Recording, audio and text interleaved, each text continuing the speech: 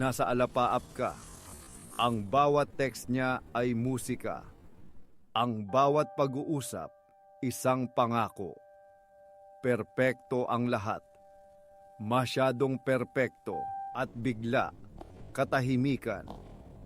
Isang nakabibinging katahimikan na mas malakas pa sa lahat ng matatamis na salitang binitiwan niya. Ang telepono mo na dati isang portal sa kanya, ngayon ay isang malamig na piraso ng salamin. Isang lapida ng inyong mga alaala. Anong nangyari? Paulit-ulit mong tinatanong sa sarili. Bawat salita, bawat halakhak, bawat sandali, sinusuri mo, hinahanapan ng mali. Baka nasabi ko yon. Baka mali ang tawa ko. Baka hindi ako sapat. Ang paghahanap ng kasagutan ay nagiging isang lason. Unti-unti, sinisira nito ang tiwala mo sa sarili. Pero paano kung sabihin ko sa iyo na ang dahilan ay hindi mo makikita sa salamin? Hindi ito tungkol sa isang pagkakamali.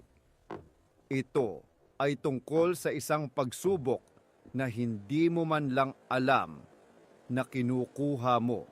Tinatawag itong the integrity test.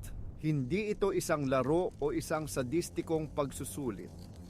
Ito ay isang malalim at madalas ay hindi sinasadyang proseso ng pagsusuri.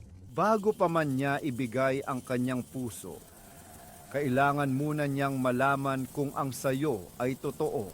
Sinusubukan niya hindi ang iyong talino o ganda, kundi ang kaibuturan ng iyong pagkatao. Ito ay hindi aksidente. Ito ay sikolohiya, ang unang pagsubok, ang iyong nakaraan. Paano mo ikinukwento ang mga taong minsan mong minahal? Mayroon bang galang o puro paninisi at pait? Para sa kanya, ang paraan ng pagtingin mo sa iyong nakaraan ay isang bintana sa kung paano mo siya titingnan sa hinaharap. Kapag ang pag-ibig ay naglaho na, nakikita niya kung lahat sila ay demonyo sa kwento mo. Baka naghahanap ka lang ng susunod na kontrabida. Ikalawang pagsubok, ang trato sa iba.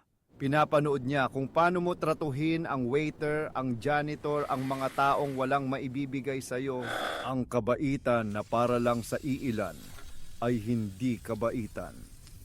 Ito ay kalkulasyon. At nakikita niya iyon. Bawat ngiting pilit, bawat pag-irap na patago. Para sa kanya, ang mga ito ay maliliit na lamat sa pundasyon.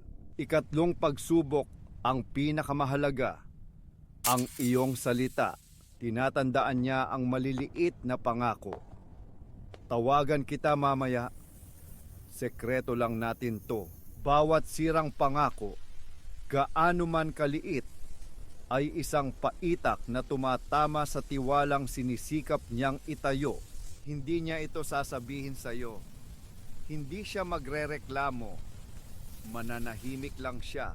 At sa bawat lamat, sa bawat sirang salita, ang paghanga niya sa iyo ay nababawasan. Ang gana niya, nauubos. Isipin mo si Leo at si Clara. Halos perpekto ang kanilang pagsasama. Isang gabi, ibinahagi ni Leo ang isang malalim na sikreto. Nalalugi ang negosyo ng kaibigan kong si Mark. Huwag mong sasabihin kahit kanino, Clara.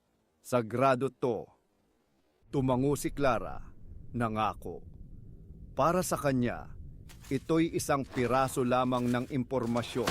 Para kay Leo, ito ang susi sa pinakailalim na silid ng kanyang tiwala. Makalipas ang isang linggo, sa isang hapunan kasama ang mga kaibigan, sinabi ni Clara, "Grabe, naaawa talaga ako kay Mark. Sinabi sa akin ni Leo na malapit na siyang magsara. Hindi niya ito sinabi dahil sa galit. Sinabi niya ito para magkaroon ng koneksyon, para maging sentro ng usapan. Sa kabilang dulo ng mesa, hindi kumibo si Leo. Walang reaksyon ang kanyang mukha. Pero sa loob niya, isang pinto ang marahas na nagsara. Ang susi, nabali. Ang tiwala, naging abo. Hindi niya kinumpronta si Clara. Para saan pa? Ang problema ay hindi ang sinabi niya, kundi kung bakit niya ito sinabi. Ang kanyang kawalan ng kakayahang humawak ng isang sagradong espasyo para sa iba. Kinabukasan, nanlamig si Leo. Naging matipid ang mga sagot. Naging bihira ang mga tawag. Hanggang sa tuluyan na siyang naglaho, iniwan si Clara na naguguluhan. Sinisisi ang sarili sa mga maling dahilan.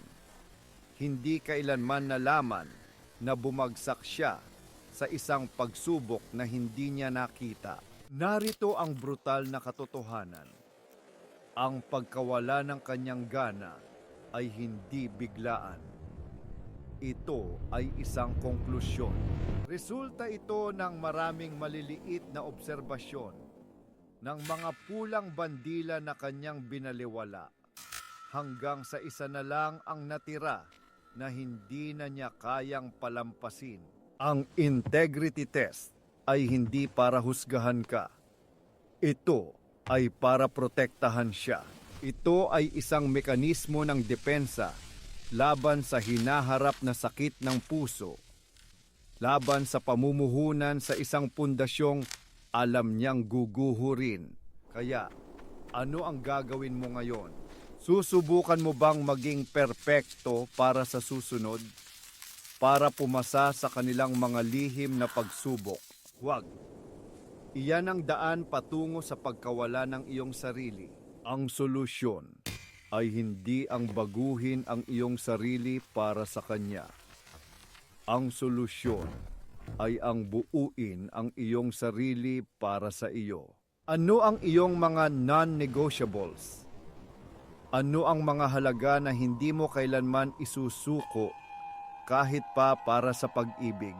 Kapag ang iyong integridad ay kasing tigas ng bato, hindi mo na kailangang mag-alala sa mga pagsubok ng iba dahil ang mga taong para sa iyo ay hindi ka susubukan. Makikita nila ang iyong halaga. Ang kanyang biglaang panlalamig ay hindi isang trahedya. Ito ay isang regalo. Isang masakit na paglilinaw na nagtuturo sa iyo kung saan ka dapat mag-invest. Hindi sa pagpasa sa pagsubok ng iba, kundi sa pagiging isang tao na lubos mong iginagalang.